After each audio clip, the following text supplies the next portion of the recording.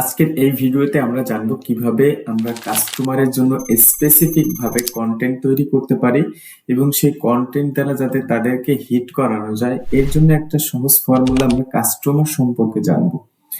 সর্বপ্রথম হচ্ছে আমরা টেম্পারেচার অনুযায়ী অর্থাৎ সেলসে কনভার্ট হওয়ার জন্য টেম্পারেচার অনুযায়ী আমরা কাস্টমারকে তিন ভাগে ভাগ করতে পারি। এক হচ্ছে কোল্ড কাস্টমার, দুই হচ্ছে ওয়ার্ম কাস্টমার, তিন হচ্ছে হট কাস্টমার। আমরা যখন কন্টেন্ট তৈরি করব তখন কিন্তু আমাদেরকে ক্লিয়ার থাকতে হবে যে আমরা এক্সাক্ট কোন অডিয়েন্সের জন্য কন্টেন্ট তৈরি করতে চাচ্ছি। এই জিনিসটা যদি আমরা ক্লিয়ার না থাকি, সবার জন্য যদি একই ধরনের কন্টেন্ট তৈরি করি, আলটিমেটলি আমাদের অ্যাড কস্ট বেশি হবে, কিন্তু সেই অনুযায়ী আমরা ফলাফল পাবো না।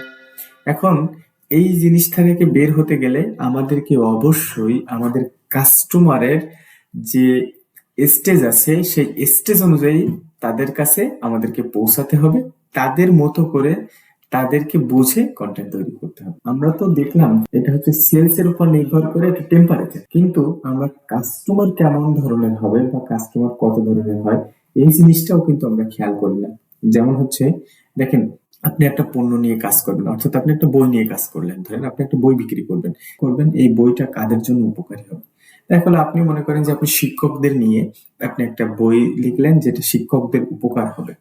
এখন আপনি এটা কোন ধরনের শিক্ষকদের জন্য প্রয়োজন হবে, এটা কিন্তু আপনি শিক্ষক কিন্তু বহু ধরনের আছে, স্পেসিফিক ভাবে কাদের জন্য এটা কাজে লাগবে এই জিনিসগুলা যদি আপনি বের করতে পারেন এবং তাদের যে সমস্যাগুলো আছে এই সমস্যাগুলা নিয়ে যদি আপনি কথা বলতে পারেন এবং সমাধান হিসেবে আপনার ওই বইটাকে দিতে পারেন, তাহলে কিন্তু আলটিমেটলি এটা কাজ করবে, এটা কাজ করে আসছে। কিন্তু আপনি যদি তাদেরকে না বুঝে, তাদের পেইন গুলো না বুঝে, সব ধরনের মানুষের যদি একই রকম ভাবে অ্যাপ্রোচ করে আপনি তাদের কাছে সেল করতে চান, তাহলে কিন্তু এইটা আপনার সব থেকে বড় ভুল হবে। এখানেই কিন্তু আপনার অ্যাড কস্টটা বেড়ে যাবে। প্রথমে একটা বিষয় খেয়াল করবেন, সেটা হচ্ছে যখন আপনি কন্টেন্টটা তৈরি করতে যাবেন, প্ল্যানিং করবেন, তখন আপনাকে এটা প্ল্যানিং এ রাখতে হবে। তখন আপনাকে এটা চিন্তা করতে হবে যে আপনি কাদের জন্য কন্টেন্টটা তৈরি করছেন এবং কোন স্টেজের কাস্টমারের জন্য তৈরি করতেছেন, এবং আপনি যে ধরনের মানুষের কাছে পৌঁছাতে চাচ্ছেন সেই ধরনের মানুষের যে সমস্যাগুলো আছে, তাদের যে ইমোশন আছে, তারা কোন কথাতে আপনার এই পণ্য বা সার্ভিসটি কিনতে আগ্রহী হবে, এই জিনিসটাকে থিঙ্কিং করে তারপরে গিয়ে কন্টেন্ট মেক করতে হবে। আজকের এই কাস্টমার স্টেজ বা কাস্টমারের বিষয় নিয়ে কথা বললাম।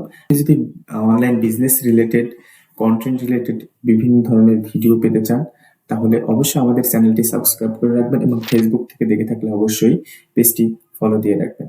ধন্যবাদ। আসসালামু আলাইকুম।